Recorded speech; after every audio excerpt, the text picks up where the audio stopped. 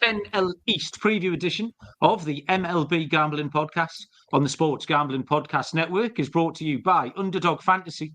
Sign up today, use the promo code MLB SGPN, and then go to sportsgamblingpodcast.com/dog to enter our bonus contest. 5 winners will receive shirts, hats, and a $50 SGPN gift card. We're also brought to you by Hall of Fame Bets, the sports betting research platform for parlays, player props, and game lines. Download the Hall of Fame Bets app or visit hofbets.com. Use code SGPN to get 50% off your first month and start making smarter bets today. Welcome, everybody, to the MLB Gambling Podcast on the Sports Gambling Podcast Network.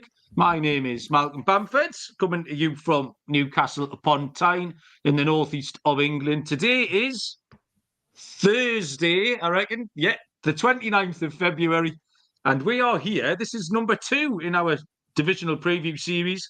Munaf and the boys cracked out an episode on Tuesday night. And we have got the NL East to have a look at tonight. So we'll go through all 5 teams. We'll make some decent picks. We'll make some speculative picks. Dylan will no doubt tear into his New York Mets. First up, I've just mentioned him, Mr. Dylan Rockford. Dylan, it is the 29th of February. How many times have you been proposed to today? 0. I was just going to say happy leap day or leap year, whatever you want to say. But Malcolm, good to be back. We're less than a month away from opening day. I cannot fucking wait. And yeah, got Adam here on too. Great to talk to a Philly fan about, how good the Phillies will actually be this year. And I can't wait to talk about how bad the Mets will be. Yeah, we have got another insider, as Dylan just intimated. I missed Adam's appearance last year on the show, so I'm delighted to eventually spend an hour with him. Mr. Adam Rosenberg. Adam, hey, how are you? Good, man. Thanks for having me, guys. And I'll remind everyone that the last 2 times that the Phillies won the World Series were in leap years, 1980 and 2008. So just saying. Just saying. But no, it's good to be here. Again, for some NL East slander, we'll try to find some value despite a couple teams worth hating on. Adam coming with the gold standard stats already, the leap year stats. The comments is always lively. Captain Insano first in. Aye, Captain, how are you? Catfish has joined us as well. There's a few other people lurking about, so if you're in the YouTube and you want to say hello, by all means do that. And if you're listening at a later date, be a friend, tell a friend, like, subscribe, 5-star, comment, get your mum to do it, all that sort of stuff. 28 days to opening day, to the official opening day. We've got the little Soul series coming up first as well, which is a nice little aperitif for the main season. I think that's the 21st of March. Talking about Yu Darvish and Yoshi potentially pitching as well in that opening series. That'll be the first time 2 Japanese pitchers have pitched on opening day against each other. I've been watching some spring training. I've got some spring training on right now. It is the Rockies at the Cubs. The Rockies leading 8-4. And even just the sun has come out this week, and it just feels a little bit more like baseball season. Sean made me throw out some spring training pics on YouTube earlier on, when that's a poison chalice. You probably shouldn't bet on spring training, but it's on. There's a lot of people sitting in the office, especially over your side of the ocean. I think I'm 0 for 3 so far. So if you want to know what to fade, keep joining the YouTube shorts, but I'm feeling more prepared, I think, than ever for this upcoming MLB season. I've been drafting a few baseball fantasy leagues. Myself and Noah are currently drafting the TGFBI, which is a little industry league. It's slow going. It's a 4-hour clock. Honestly, I've had weeks in prison go quicker than this draft going at the moment. And I'm training. So the Newcastle Nighthawks training, spring training, is on Sunday. So I'm going to go and lead the league in sitting in my chair, drinking beer and scoring the game this season as well. So looking forward to that. But this division, I think, we were just saying off air before we started, it's one of the least exciting divisions from a betting point of view. You've got to be creative here if you want to try and find a pick, because you've got a minus 285 favourite. You've effectively got 4 tiers of team in a 5-team division. The NL Central are covered by 6 games. There's a 6-game spread between the best projection and the worst projection. There's all sorts of things you can get into. This, you've got a 35-game spread. And like I say, you've got Atlanta are in a tier by themselves. It's 9.5 games back to the Phillies, who are in a tier by themselves. It's 9.5 games back to a 2-team tier of the Mets and Washington. And then it's another 16 games. The Mets and Miami. Then it's 16 games all the way back to Washington. So to find a bet, you have to be a little bit more creative. So that's the task that we set ourselves. I know Adam's picked out some exotic stuff down the card as well. So I'll tell you what we'll do. We will get into the divisional odds. I'll give you the odds for the division, the World Series, etc. First, I'm going to tell you about Underdog Fantasy, and the easiest place to play fantasy sports and the fastest growing app in the industry. Just pick whether your favourite players are going to go higher or lower on the stat total. You can win up to 100 times your money in a single night, picking the spicy plays. Just pick between 2 and 5 players to build a pick-em entry. Loads of fun. We've been doing it all season long on the NFL. They've got the Premier League up there. Little shout out to the Premier League Gambling Podcast. So sign up today. Our promo code especially is MLB SGPN, and they will double your first deposit up to $100, and you'll get an instant pick'em special as well. So visit underdogfantasy.com, find them in the App Store, and don't forget to register with our code MLB SGPN. Get your first deposit doubled up to $100, as well as an instant pick'em special. Must be 18 or over and present the state where Underdog Fantasy operates. Terms apply. If you're concerned with your play, call 1-800-522-4700 or visit www.ncpgambling.org. SGP are teaming up with Underdog to give you more of a bonus if you sign up between now and the end of the month, which is in about an hour and a half's time. You'll have to be quick from me anyway. 5 winners receive an Underdog hat, Underdog shirt, and $50 SGPN gift card. Sign up today using the promo code SGPN. Go to sportsgamblingpodcast.com/dog to enter the contest for your chance to win. Munaf has joined in the chat. Munaf, he's into me already. His first comment of the new season: why is Mal so pale? I think I look all right, don't I? All right. I was going to say, you grew out the beard a little, Mal. Yeah, it's cold, Dylan, is what it is. It's the northeast of England. Still got one more day of February, you know? He can cling to it. So this is for warmth. Once the sun comes out for a couple of days, I'll whip it off and you can see my pretty face. Okay, we'll go from top to bottom. We'll start with the Atlanta Braves. Plus 550 for the World Series, minus 285 for the division, minus 1,400 to make the playoffs. Then we've got a total here of 101.5 games, 101.5 games. So yeah, they won 104 games last season. They led the league in runs scored, 947, with a run differential of plus 231, which is an absolute madness. And really, there's nothing changed. They haven't lost anybody of any consequence to free agency or what have you. The big addition is Chris Sale. And the Braves are in such a good spot at the moment, such a privileged spot. They traded Chris Sale for Vaughn Grissom, which was an interesting trade. Chris Sale started well in spring. He looks okay. But really, all they've signed him for is for a couple of October starts. They don't even need him to throw 130 innings over 24 starts. They don't need him. If they can get 2 October starts out of Chris Sale, he's fulfilled his brief. So I think it's a great signing. They've got a little bit of SP depth, which you'd expect. AJ Smith-Shawver and Dylan Dodd. So it's really hard to pick holes in them. They are projected first in batting war. They're projected third in SP war, and they're projected second in bullpen war. So there's just no chinks in the armour at all.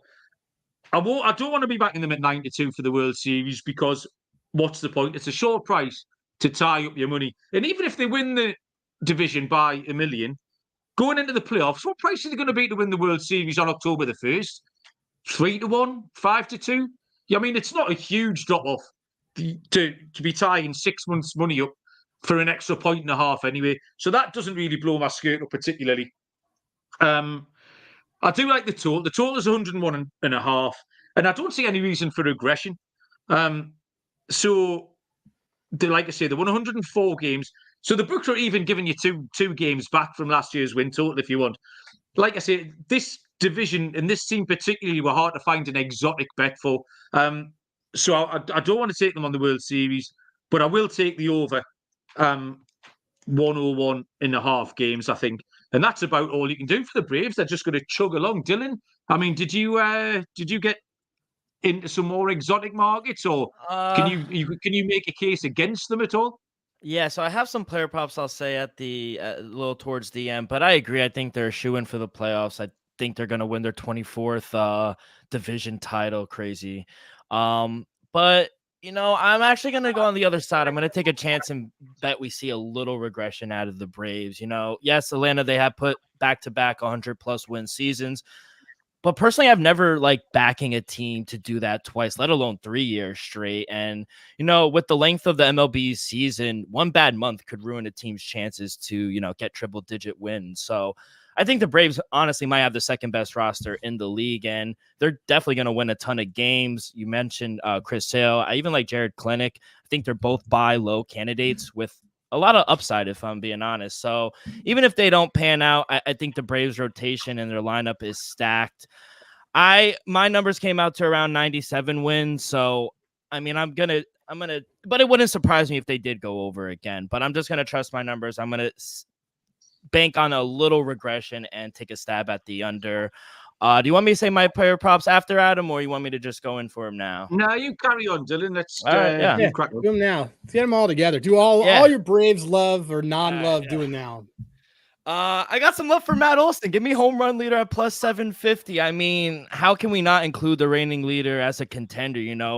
Olson, he was the only player in 2023 to hit at least 50 home runs, leading obviously behind Kyle Schwarber by 7. And, I think after that, it's a very hittable, hitter-friendly ballpark in Atlanta. Big lefty. I think he should have a lot of opportunities to hit home runs at home. So I'm going to go Matt Olson, home run leader at plus 750. I like Ronald Acuna Jr. To lead the league in steals at plus 150. He led the MLB last season with 73. First time in his career, he paced both leagues, and the second time he led the National League. 37 in 2029. It would only led the NL as well. And, I think he's the favorite for a reason. Even if he doesn't miss some time, I do think if he could stay healthy, I think he'll lead the league in steals. And then my last one is Spencer Strider to lead the league in strikeouts. You were mentioning preseason today. I was watching the game, and he looks like he's in mid-form already. I mean, he just destroyed the competition in the market last season with 281. And I just can't predict him not to have another good year. He finished with 257 last season. That was 31 more than Garrett Cole, who, he led the pack in behind Spencer Strider. So, I just think Strider's a strikeout machine. And if he could stay healthy, if he gets around 185, maybe close to 200 innings, I just don't see anyone catching him. So, yeah, Spencer Strider to lead the league in strikeouts, Ronald Acuna to lead the league in steals, Matt Olson to lead the league in home runs, but I'm going to fade him on the win total. Captain Insano in the chat's backing that up, saying the playing the awards markets. We just said that you've got to try and find a creative angle into this team because there's not an obvious one. And the awards markets is a great way to do it. So That's an excellent point Encino makes, and Dylan backs that up with those player props. Adam, much of a love-in for you for the Braves? How's your relationship with them? I mean, Braves have been killing me softly since I was, since I first started watching baseball when I was, 7, as a Phillies fan. But look, I'm not interested in playing the win total just purely based on the fact that locking up your money for 6 months on something that you're going to have to sweat mathematically until September just doesn't really appeal to me. I actually am on the other side. I think taking them at the 5-1 for the World Series, I did lay that. I like it because you're not going to get a better number, and they have 5 of the top 20 hitters in the league, arguably, in their starting lineup, and 2 of their pitchers are and they have fantastic rotation. I mean, their ceiling's there, and you're never going to get that number. In terms of just kind of creative stuff, though, that I have looked at, it's chalky again, but I took Strider to win Cy Young at 6-1. I think 6-1 for a guy that the only reason he didn't win it last year is because his ERA was too high because he only threw 2 pitches. He now has a curveball, which we saw on display today, and he looked great, which is going to drastically change how his timing is going to be a lot better because he's now going to have off-speed stuff. So that's been his biggest complaint. But I liked Dylan's look on Olsen. I'm a big Jared Klinick guy. We call him in Philadelphia, White Dom Brown. Dom Brown was a guy who played for the Phillies, blossomed for one season, started just clubbing the ball, special left-handed hitting, and then kind of disappeared. But I like Klinick on this.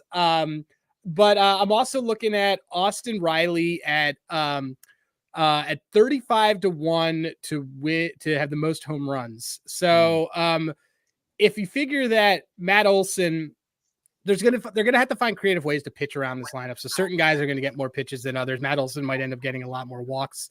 I don't know how it might break out, but 35-1 for a guy who's got 40 home run ceiling. We've seen it before with Riley. I like that actually more than him as MVP. I know people are pretty high on him for MVP. MVP, I want to have somebody who I know is going to be able to steal 20 some bases and do stuff like that. Which, by the way, Acuna is probably not going to slow down. People don't realize how great he was in 90 games 3 years ago. But I like Austin Riley to lead the league in home runs at 35-1. I think there's some pretty solid value on that for a guy that could probably get some better pitches based on people wanting to avoid Matt Olson and how they play around that lineup. But those are really the things that I've been playing with. It's really comes down to Strider for Cy Young because I think he is as advertised. Did take it for the Braves to win the World Series because I don't, if it ends up being them and the Dodgers, they're probably still dogs to the Dodgers if the Dodgers did what they're supposed to do. And then Austin Riley to lead the league in home runs at 35-1. Adam, real quick, I have a question. Where do you think that they'll put Austin Riley in that lineup? Because I was going through the lineup. You got to imagine they'll put him either 3rd or 4th, right? Right. That's the thing. It's they had him at 3rd most of the season, all the time last year. And, Olsen was just phenomenal because the thing is about that lineup, you got to remember, you had guys in the middle of that lineup who all had career years at the same time. Yeah. Azuni is good, but Michael Harris is also another one. Michael Harris is your 9 hitter, which basically creates a 360 on your lineup that gets to start over again because Acuna gets to come up with somebody on base. So I like looking at, I like looking at Albies for RBI leader because I like the idea of 2 people up on base when he's up there. And I like looking at Riley because they can put him at 3 or they can put him at the cleanup. And also, he had quote a down year with 36 home runs last year. I think he had the quietest 36 home runs last year, but what he had in, what did he have last year? He had 37, sorry. And then, 2 years ago, he had 38. So it's just sort of this guy, he's got it. These are this lineups loaded with the first round picks. It's not too bad. So, to your guys' point, look, when Chris Sale is your SP4, you got depth. Yeah. Yeah, absolutely. It's a good the Austin Riley pick, Adam. Projection wise, he's right there. Matt Olson projected 40, Acuna 40, and Riley there projected 36, which is nothing. You get one that carries 2 yards further a couple of days, and you're right back in the game. So it's 35-1. That's a nice play. And I never mentioned Jared Kelenic when I talked about the sort of trades, but he's been he's been kind of a talking horse for a couple of years. People have been waiting for him, and quite a divisive character as well, because people were either really in on him or really out. There didn't seem to be a middle ground. And if anyone can get the best out of him, the Atlanta Braves certainly look like that team. So, yeah, difficult to pick any holes in them. But we can move on to Philly, Adam, and you can give us the real SP on what's going on here. Philly 11-1 for the World Series. They are 3-1 to win this division, -250 to make the playoffs, and they have a win total of 90.5 games. Adam, how is this season going to pan out for the Phillies? Phillies should still be there. Phillies are bringing back everybody that they had last year, which didn't have a problem. They have a fantastic manager. I think there's still consistently value on Rob Thompson for manager of the year. I believe he's at 7-1. So it's a little too short for me, but it might be one of those things where they reward a guy for previous years. There haven't been injury concerns. You're going to have Harper playing the whole season. There aren't any changes. And I think a full season of Harper at first, and not having Kyle Schwarber in the field. The Phillies had one of the worst defensive metrics for any of the teams in the league, and a lot of that's because Kyle Schwarber is playing in the outfield. He doesn't have to do that now. So the things like the points that I'd written down on the Phillies, like one thing I love is I like Trey Turner over 26.5 stolen bases. This is low. It was 30 for 30 last year. He's going to get caught more. And if you get caught more, you're going to run more. He also essentially had a fantastic year not doing anything between the World Baseball Classic, where everyone bought him and everyone said, oh man, this guy's Captain America, and he disappeared until July when he needed us to have a standing ovation for him to get some moxie back. So I liked that. And then we were talking about trying to find value. We talked about this before the show started, but one of my favorite plays is Phillies to finish second place is +140. They're -220 to make the playoffs. Braves are -280 to win that division. So Phillies aren't winning the division according to the odds, but they're probably making the playoffs. These are similar odds there. You're essentially, if you like the Phillies, you got to bet them to make the playoff. You got to bet them second place at +140, because it's highly unlikely that they're going to be third place and make the playoffs and be the third wild card team. But look, they're going to do enough to get there. They are a playoff team. And probably my favorite bet with the Phillies is probably them to finish second at +140. Yeah, that's one of those angles. I've picked a bet from that market for a team that we're going to get to in a little while. So I absolutely agree with you.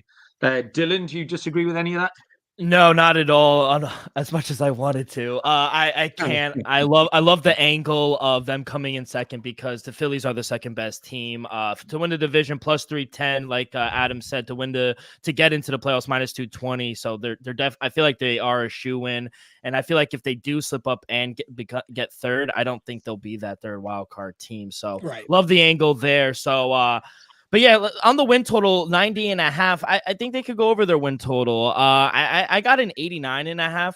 They are out there, so shop around. But this Philly team is coming off a 90-win season last year, and besides re-upping Aaron Nola, like Adam said, this is basically the same team. They did lose Craig Kimbrell, but they still have a solid enough bullpen. I don't know if that's you know. I don't know. Not with the way he walks, guys. Yeah, that's true. It's.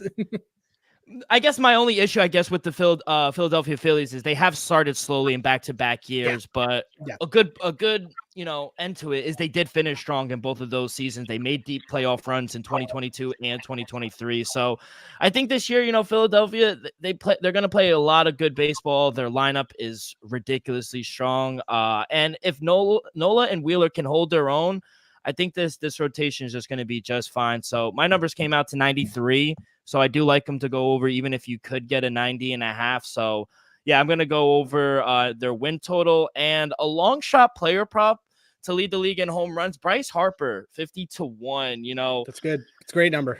Yeah, great number. I had to throw a little pizza bet on it, and he does struggle to hit for power immediately. Coming back from Tommy John surgery last year, but he did manage to hit 3 home runs in just 56 games. But then he clobbered 18 across 70 in the second half of the season, and then he had 5, I think, in the postseason. So. Harper, he's never led the league in home runs, but he's consistently serves as that power threat. And, now at first base, I think he could help this team. He's not going to have put too much energy into the field on his defensive side of the game. So I think just based on pure value, I had to sprinkle a little on Bryce Harper to lead the league in home runs. My handicap of this, because I haven't got a dog in the fight, I'm sitting here with a Phillies fan and a Mets fan. It was just really hard for me to get excited. And that's not because they're not good. It's just because they haven't changed. They're just like, and you've both made the point, they're just going to run it back again. You know exactly what they're going to do. You've got the 1-2 punch from Wheeler and Nola. So they won 90 games last year. The total's set at 90.5. It's just nothing different at all. Kimbrel out in Merrifield, Whit Merrifield. It was a little Swiss Army knife. They're calling him Whiz Wit in Philly. That's his Philly nickname. I love it. Nice. He'll do bits and bobs. He's a handy player to have around. I don't like the World Series odds. I don't like the divisional odds. I think they should be closer to 25-1, 28-1. Probably double the price than they are. But the rotation, as Dylan just said, is rock solid. Projected second in WAR for the rotation. It's the batting lineup's only projected 18th and first for the bullpen. But yeah, it's just hard to get too excited because there's no question marks. I think the teams that you like handicapping from a betting point of view are the teams with the question marks, and then you can fill in your own stuff. Are they going to be good? Are they going to be bad? We kind of know what we're getting here, and the books know as well because they've hit the nail right on the head. If you gave me $100 to force me into taking it over or under, I would take the over. And I just think because they can improve their road record. They were really strong at home last year, 49-32. So if they can just pick up a little bit on the road, I think they can get over. But yeah, there's going to be other teams, unfortunately, I'll be making picks on. Move on to New York Mets. I got a little message off MLB today saying it is 100 days to the London series, which I didn't realise. Yes, which is the Mets and the Phillies. So that's exciting. I still haven't decided how fancy my ticket should be because I'm not a rich man. So I can maybe squirrel some fun money off and get some really fancy tickets. Because I went last year and I'd like to sit maybe somewhere different, get a different perspective. So I'm going to have to open my piggy bank, see what's in there, and see just how fancy I can make these tickets. The Ian Happ home run money from last year, man. That was like I think we were all on that. We all called that. I remember you saying you were going. I absolutely remember an Ian Happ home run call being a thing, and he crushed that thing because that's just how he operates against Wainwright. And he just brilliant. I put 2 home run bets on that day, and Ian Happ went quite early, so I celebrated that. But then Dansby Swanson was my other bet, and he went in the 9th, I think. And by then I had about 4 beer bats full of ale, so I celebrated the second one a lot more enthusiastically. I was belligerent, as Dylan would say. I celebrated that one because I was full of beer by then. So, yeah, I can't wait for that. 100 days. My other option is whether I go both days or just the one because it is expensive. And obviously, I've got to travel all the way to London, hotels, transport. It's not cheap. Oh, you got it. So, yeah, like I say, the piggy bank could be getting pushed into seeing what I can afford. We'll clear the floor and let Dylan rant about his bets after I've told you about Hall of Fame bets. Helping everyone win bigger by betting smarter this NBA season. The sports betting analytics platform for parlays, player props and game lines. Research every NBA and soccer bet with historical stats and data. The thing to do here is get all your legs ready. Get your third leg out. Stick it into Hall of Fame bets, revolutionary parlay optimizer. And you'll get things like hit rates broken down by leg. Expected probabilities, sort the players by hit rate, find out who's hot, who's got value, all the good stuff. So stop betting in the dark, join over 30,000 users researching with Hall of Fame bets to craft more intelligent, data-driven parlays. Download the Hall of Fame bets app or visit hufbets.com. Use the code SGPN to get 50% off your first month. Start researching, start winning with Hall of Fame bets.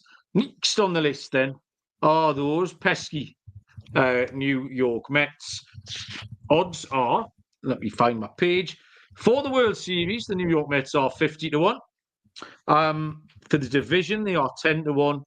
To make the playoffs, plus 170. And we've got a total here of 82.5. I don't know which way Dylan's going to go here. If I had 50 pence, I would put it on him being negative about them because I know his general disposition. Come on, Dylan, are you going to surprise us and talk the Mets up? Yeah, no. I mean, after we just got the news about Kodai Senga, I think maybe last week or 2 weeks ago, shutting him down, it's like Stephen A says, what could go wrong will go wrong, especially for these New York teams. I got to go under here on their win total, 82.5. I see 81s out there as well. So if you could get an 82, bank on that. Like I said, we all heard about the Kodai Senga. He'll probably miss the beginning of the season starting on the IL. And, this team just needs a lot of things to go right for them to go over this number. I'm not a big fan in anyone they got. Luis Severino, Adrian Hauser, Sean Manaea. I mean, any of them. I don't like any of them. Kodai should be the team's ace when he comes back, but there's just not a ton of upside with this rotation. The lineup looks okay. I'm not too pessimistic about the lineup. I think Pete should have a really good season. He's fighting for a contract. I think he'll ball out. Hopefully Lindor, Brandon Nimmo, Francisco Alvarez, he was getting a little better plate discipline later on in the season. So hopefully they could hold their own and we could have some good at-bats. But I feel like the only way this team goes over their win total is if they're competitive around the trade deadline. I do feel like Uncle Steve will make some moves if they're in the race. But if they're not, and they're not going to be in playoff contention, I just feel like this is another 75, 77 win team. I feel like this team struggles, especially in the rotation. Their bullpen's not good. I just don't see how they win 80 games. I really don't. So I don't think they'll make the playoffs. I don't see a good season at all for my Mets. Yeah, I agree with you. It's a rebuilding year, really. It's a bit of a nothing year. There's some new leadership in there, and the Mets need some stability, I think. And this is a year really to try and create a little bit of stability for them, which unfortunately is going to make it not very exciting on the field this time around. This is Pete Alonso's free agency year as well. Probably will re-sign with the Mets, but it's an interesting thing to watch. What? I don't know about that. I don't know. The way they handled contract negotiation over the summer, he wanted a big deal. They didn't get it done during arbitration. They just got the 1 year. So not the way I've been reading in the New York media that I read, I'm not too positive they're going to get a deal done. But they need to. If they want to build around any guy, it needs to be him. Is he chasing some kind of home run record for the Mets? I mean, he's got like 200 and he's got 200 already, right? Yeah, he does. And he's only been in the league for record, maybe. He's only been in the league for 5 years, and he's already halfway to. He's got to be almost halfway to 500. It's also just keep in mind the way that MLB is structured. Like it is, the owners got to have a great deal, even though they don't know how to sell their own product. And I mean, they are. Because like you can't hold out in MLB. It's not the same way that there's not this kind of the players just don't have any leverage. And but I agree. I mean, I don't know if he'll stay there, but they back the truck up for him. We'll see. Real quick, Mal. 5 seasons with the Mets. His average in 5 years 251, 635 hits, 192 home runs, and 499 RBIs. So he did win Rookie of the Year 5 years ago. But yeah, they have to bring like I said, like the Mets want to build around their franchise or rebuild, like you were saying. They need to do it around Pete Alonso, and if they don't, they're fools. I mean, the lineup isn't terrible, and they will have some good days. They had that little baby Mets thing that lasted about 4 weeks, maybe last summer, when everyone got a little bit excited. Vientos and Beatty, if they can take a step forward this year, but the rotation is incredibly average, and that was before Senga went down. I made my notes before Senga went down here, and after that, I know the Mets like the upside of Severino. Hauser's got a really safe floor. I watched Hauser pitch the other night, and it's unexciting. Like the bullpen's all right. It needs working out, the bullpen, but they have got the right pieces there. They just need to get them in the right areas. Diaz, Ottavino, really. They added Diekman, Fujinami, Lopez as well. So they're going to be all right. I think they're a 500 team. And the total for me is too big at 82.5. So that's where I would go. I've got no interest in the division betting. And then I did find Adam mentioned the Phillies to finish second. I like the Mets to finish fourth in the division at 2-1. However, as we'll get to in a little while, there's a Miami bet, which makes that bet obsolete because there's a better price on Miami to finish third. So we'll get to that when we talk about the Marlins. So yeah, unfortunately, it's just not even a rebuild, really, just a year of stability, I would say, will do the Mets the world of good. And we can come back in 12 months' time, Dylan, and you can be all excited about how your New York Mets are going to go. Fourth, or possibly third, I think, are the Miami Marlins. World Series price is 55-1. They are 25-1 to win this division, plus 240 to make the playoffs, and their total is at 78.5. So 4 games fewer than the New York Mets line. And again, Miami are building for the future. They're going to be really, really interesting team in a couple of years' time, I think. They won 84 games last year, made the playoffs. They were competitive.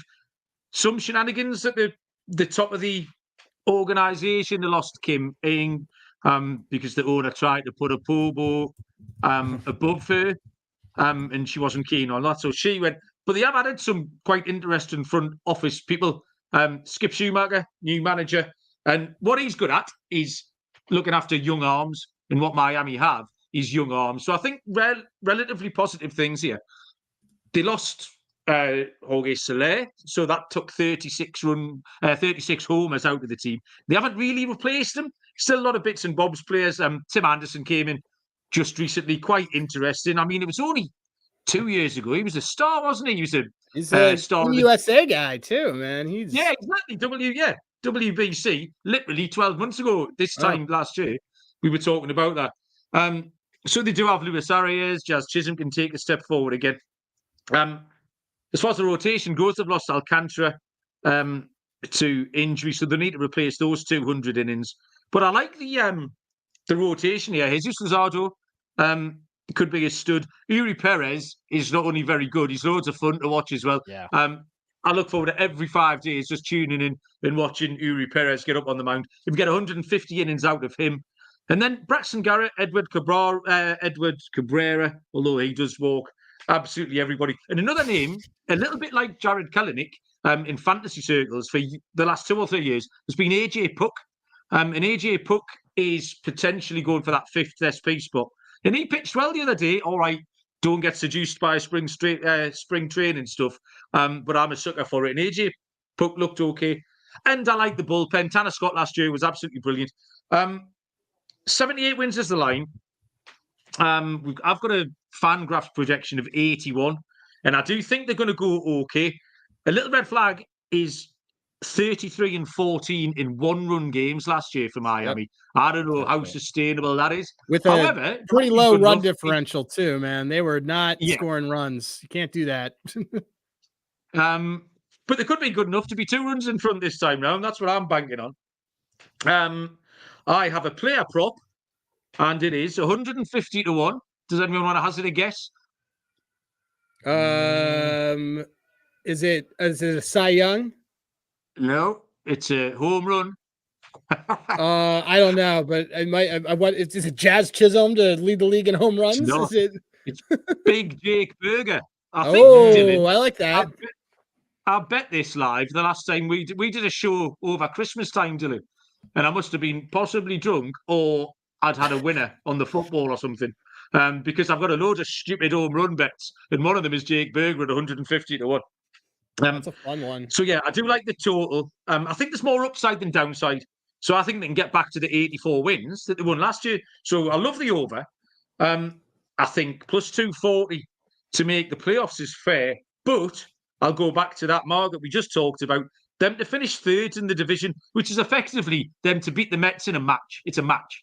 It's the Mets and the Marlins. They're not going to finish 2nd. Washington are 16 games in the other direction. So can Miami beat the Mets in a match? And I think they can. And they are plus 270 to finish 3rd in the division. And a little milestone bet I liked as well was Miami to record 80 wins is even money, plus 100. So Miami was the team out of this list that I had most stuff on. So yeah, I'm quite sweet on Miami as it stands. Dylan, what are you telling us? Yeah, this is one of my favorite bets for this division. I agree 100%. I'm going over here. Gonna take a shot with the Fish. They won how many? 84 wins they won last season, and my numbers came out to 93, so I might be a little higher on them than most, but I know the absence of Sandy Alcantara, he's out for the season. I think that's going to hurt him. But like you said, this starting pitching is clearly the strength of this team. Jesus Luzardo, Braxton Garrett, Wood Cabrera, Trevor Rogers, Yuri Perez is just a stud. I think there's a lot of upside with a lot of talent on this rotation. And, this one of the best rotations in the division, I would argue, too. The question is the lineup. I think we should expect big things out of Jazz Chisholm, Luis Ruiz as well. But, the rest of the group looks, unconvincing. They did lose Jorge Soler, but this team, like they said, I don't know if it could sustain last year, but this team just finds ways to win. They have a solid rotation, and when you have great pitching like they do, I think they're going to be live in a lot of games. So I agree. I'm going to go over 78.5 to make the playoffs plus 260. It is very enticing. Might sprinkle a little pizza bet on that as well. But yeah, just like you, Mal, I'm high on the Fish this year. Very high on the Fish. Is this a team ride, Adam? Somewhat, a little bit. I realized also there was one Mets bet I want to shoehorn in here that I forgot to mention. But Pete Alonso to have more home runs than Aaron Judge is plus 170, and I love that bet. Contract year, yeah. That bet is one of my favorite ones on the board. Because I don't think I think Alonso quietly keeps having 40 home run years. Look, there's a lot to like about the Fish. We also didn't mention two guys that have been oft injured that are pretty good stuff. Sixto, former Phillies prospect, Sixto Sanchez, who's been out forever, and I like to call January Sixto. And also Trevor Rogers, who lost the season last year. Really good control left, not a power pitcher, but a really good painter as a lefty. Like, he's going to be back. I like that pitching a lot.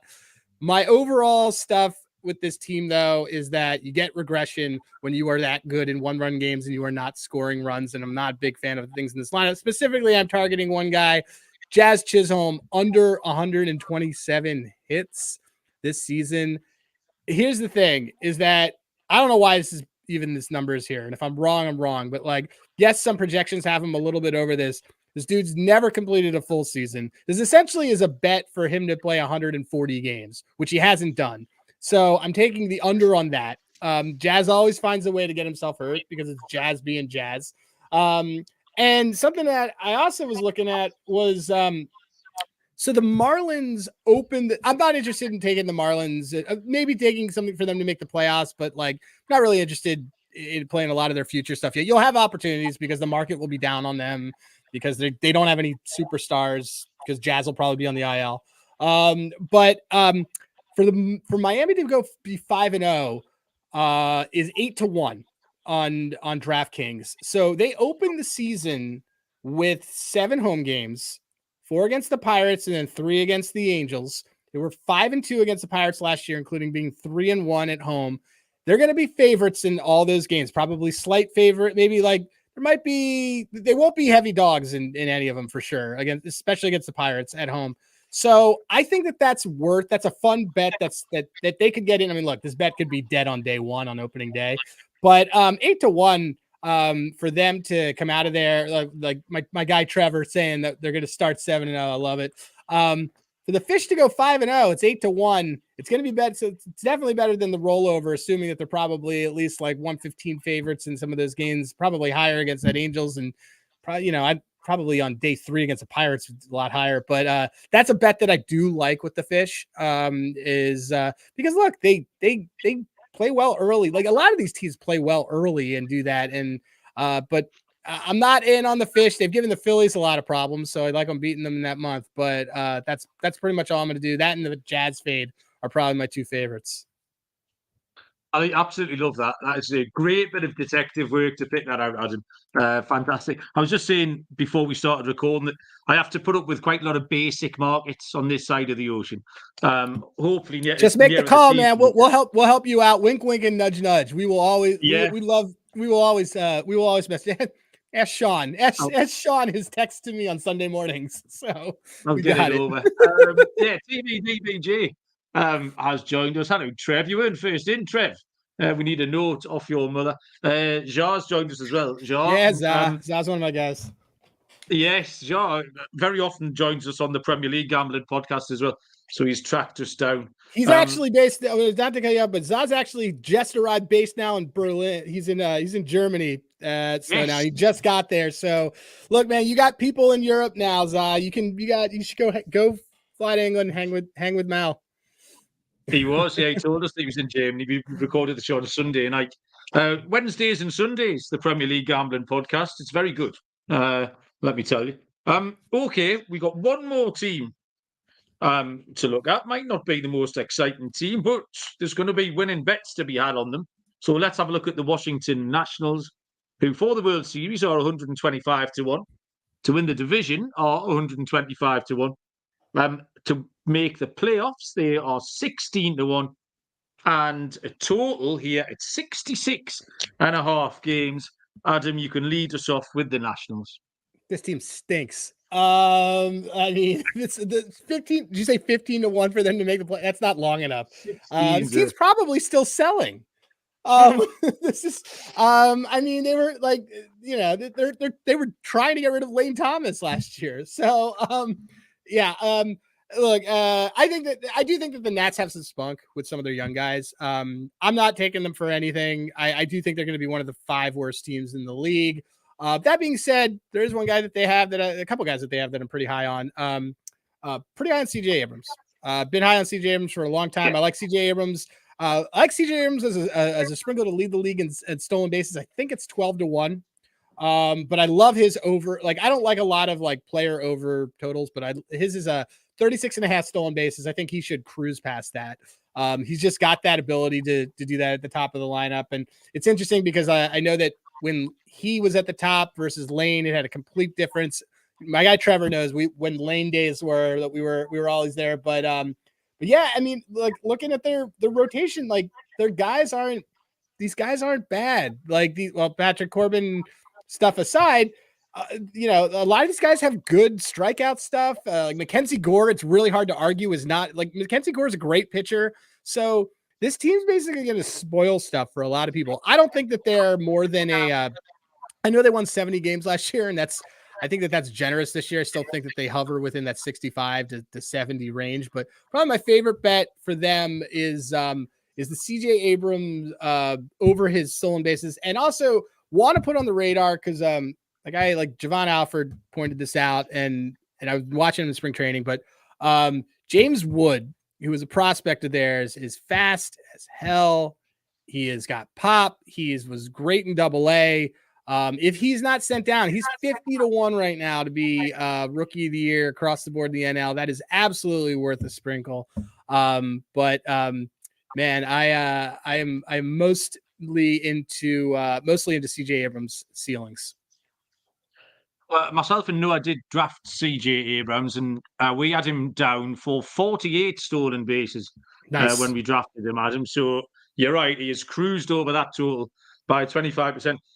Just talking back to the Marlins, you mentioned Sixto Sanchez. It is one of my favourite players because every time I see him, he's just a different shape to the last time I see him. Now, did you see him? He's big. He's massive. He goes up and down like a bride. Like Walt Disney couldn't draw Sixto Sanchez. Sixto pounders. That's what he was, man. He looked big.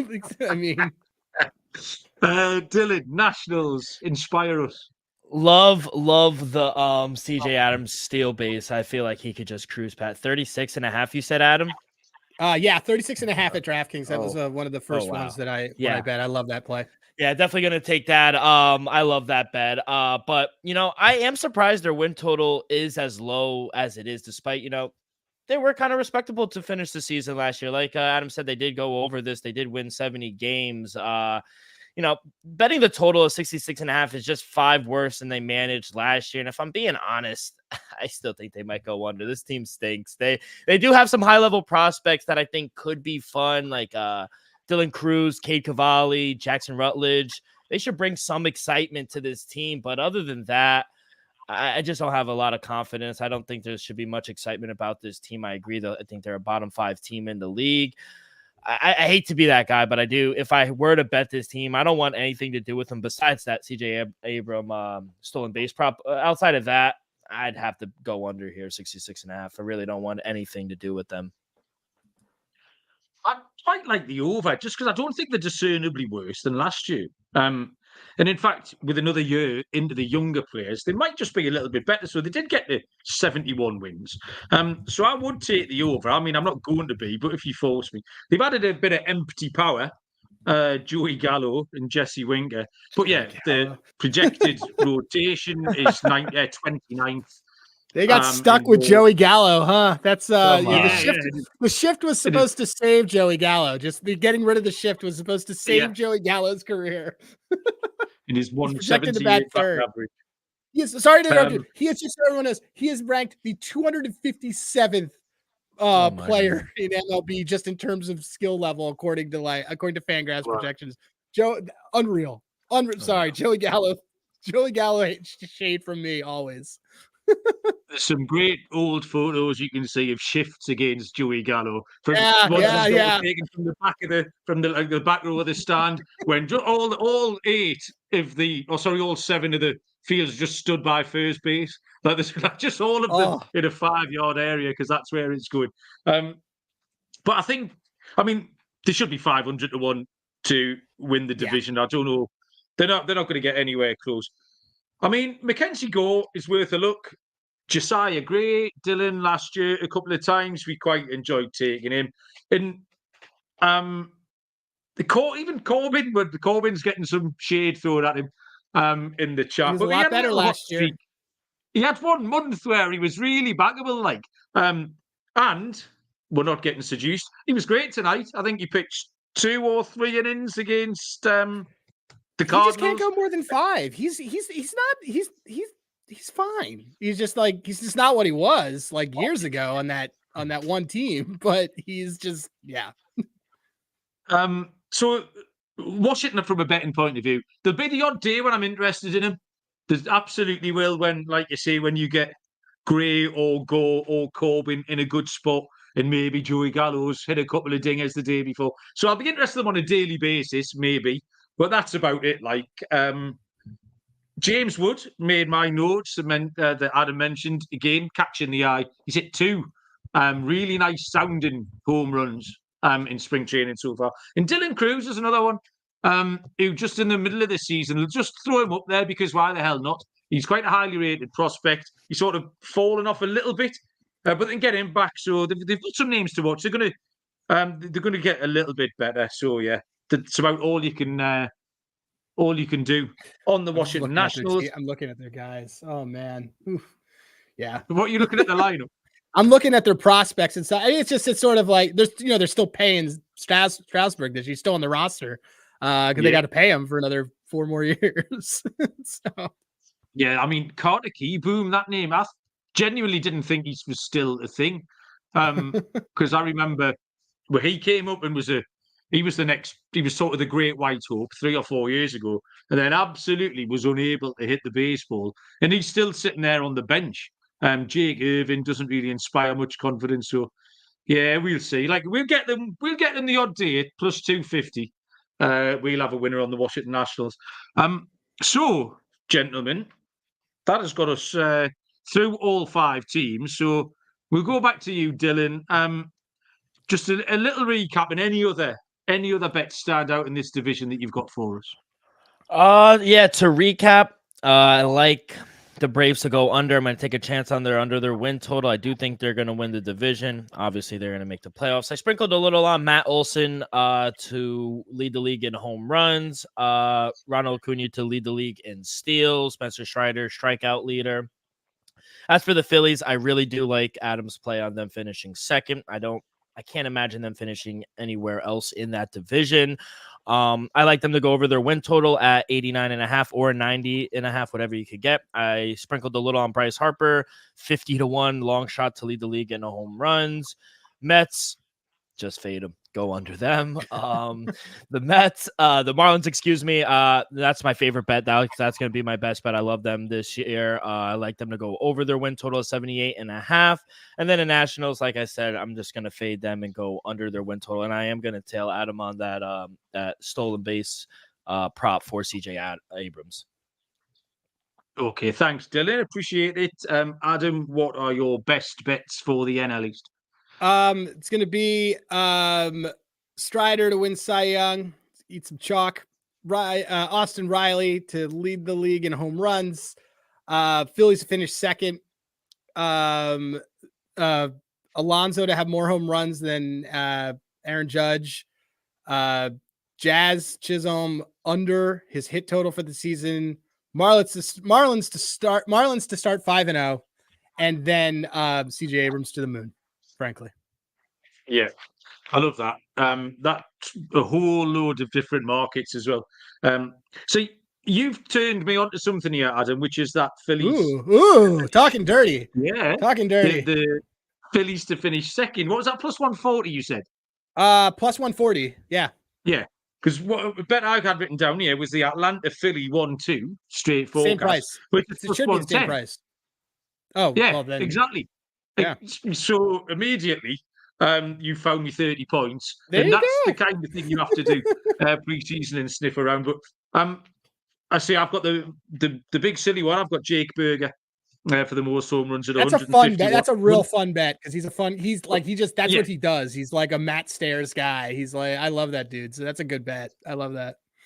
One of my techniques for this season, and I've said this on the couple of preview shows I've done, is just to fire some darts at silly prices.